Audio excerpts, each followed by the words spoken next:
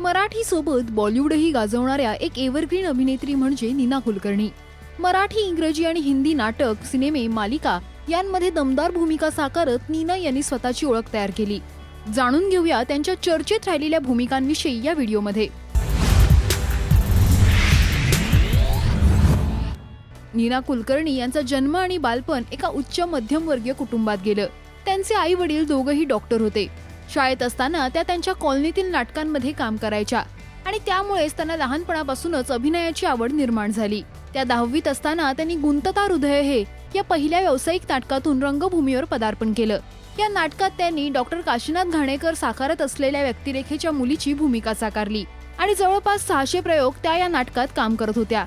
त्यानंतर त्यांनी मॉडेलिंग करायलाही सुरुवात केली। हे सगळं सुरू असतानाच त्यांची ओळख पंडित सत्यदेव दुबे यांच्याशी झाली आणि त्यांनी त्यांच्या हिंदी आणि इंग्लिश थिएटरमध्ये काम करायला सुरुवात केली। अरे मायावी सरोवर, एज्युकेटिंग रीटा यांसारखी अनेक प्रायोगिक नाटकं त्यांनी यावेळी केली।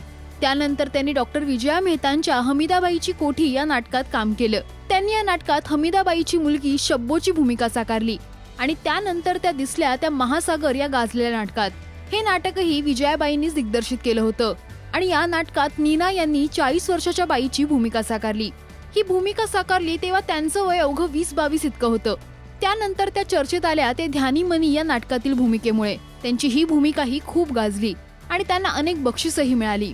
त्यांची ही नाटकं चर्चेत असतानाच त्यांनी सिनेमातही काम करायला सुरुवात केली। मिर्च मसाला या सिनेमातून त्यांनी सिनेविश्वात पदार्पण केलं, पण त्यांचा सगळ्यात जास्त गाजलेला सिनेमा म्हणजे सवत माझी लाडकी। या सिनेमात त्यांनी साकारलेली नवऱ्याला धडा शिकवणाऱ्या गृहिणीची भूमिका सगळ्यांना आवडली। वर्षा उसगावकर, मोहन जोशी यांच्यासोबतची त्यांची जुगलबंदी सगळ्यांनाच पसंत पडली। तर हिंदी सिनेमातही त्यांनी साकारलेल्या भूमिका प्रभावी ठरल्या। फिर भी दिल है हिंदुस्तानी सिनेमातील मुलगी गमावलेली आई असो किंवा नायक सिनेमातील हळवी आई किंवा हंगामा सिनेमातील साधी सरळ बाई जिच्यावर तिचा नवरा संशय घेतोय, या त्यांच्या भूमिका खूप गाजल्या। तर मी सिंधुताई सपकाळ या सिनेमातील त्यांच्या छोट्याशा पण प्रभावी भूमिकेने सगळ्यांनाच आपलंसं केलं। तर उत्तरायण सिनेमात त्यांनी साकारलेली दुर्गी ही भूमिका सगळ्यांना आवडली। तर मोगरा फुलला या सिनेमात त्यांनी स्वप्नील जोशीच्या आईची भूमिका साकारली। ही भूमिका काहीशी निगेटिव्ह होती। जाणून घेऊया या वेगळ्या भूमिकेविषयी। मला असं वाटतं भावनिक गुंतवणूक जी आपण करतो आपल्या आयुष्यामध्ये नात्यांची, ती नाती उलगडण्याची ही जी एक गोष्ट आहे ती म्हणजे मोगरा फुलला।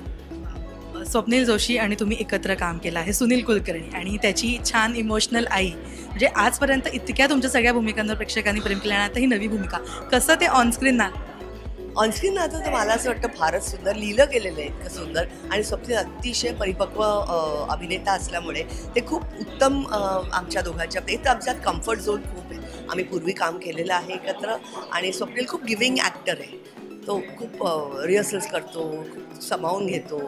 उगीच आपलं कुठेतरी मूड वगैरे असलं काही त्याचं काहीच नाही तसं। तो अत्यंत चांगला मुलगा आहे तो आणि मला तो ॲक्टर म्हणूनही असं वाटतं की त्याची खूप चॅलेंजिंग भूमिका आहे याच्यामध्ये। त्याची जी एकंदरीत इमेज आहे, तो स्टार आहे मराठीचा आणि अशा त्याची भूमिका ह्यावेळेला करणं आणि अतिशय उत्तम करणं हे खरंच कौतुक आहे त्याचं। आणि खूप मजा आली। आमच्या दोघांचे सीन मॅक्सिमम आहेत एकत्र।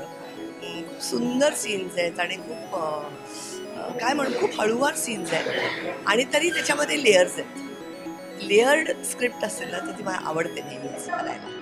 याशिवाय त्यांचं मालिकेतील कामही खूप गाजलं। झी मराठीवरील अधुरी एक कहाणी या मालिकेत त्यांनी कल्याणी पटवर्धन ही निगेटिव्ह भूमिका साकारत प्रेक्षकांच्या मनावर राज्य केलं। या भूमिकेच्या डिझायनर साड्या, उभ्या टिकल्या, शॉर्ट हेअरकट हा लुक खूप गाजला। स्टार प्लस या हिंदी चॅनलवर त्यांनी ये है मोहब्बतें या मालिकेत काम केलं। या मालिकेत त्यांनी माधवी अय्यर ही भूमिका साकारली। त्यांनी साकारलेली ही नायिकेची आई खूप आवडली। थोडीशी हळवी, थोडीशी कठोर, थोडीशी विनोदी असलेली ही भूमिका खूप गाजली। तर सोनी मराठीवरील स्वराज्य जननी जिजामाता या मालिकेत त्यांनी साकारलेली राजमाता जिजाऊंची भूमिकाही खूप गाजली। तर राजा शिवछत्रपती मालिकेत त्यांनी साकारलेली बडी बेगम सगळ्यांच्याच लक्षात राहिली। ऐतिहासिक भूमिकांना त्यांनी आपल्या अभिनयाने 4 चांद लावले। याशिवाय नीना मध्यंतरी चर्चेत आल्या ते त्यांनी शेअर केलेल्या व्हिडिओजमुळे। नीना आणि भारती आचरेकर यांनी मध्यंतरी नानांच्या फार्म हाऊसला भेट दिली। या 3 जुन्या मित्रांनी एकमेकांसोबत घालवलेला वेळ, त्यांनी केलेली मज्जा सोशल मीडियावर चर्चेत राहिली।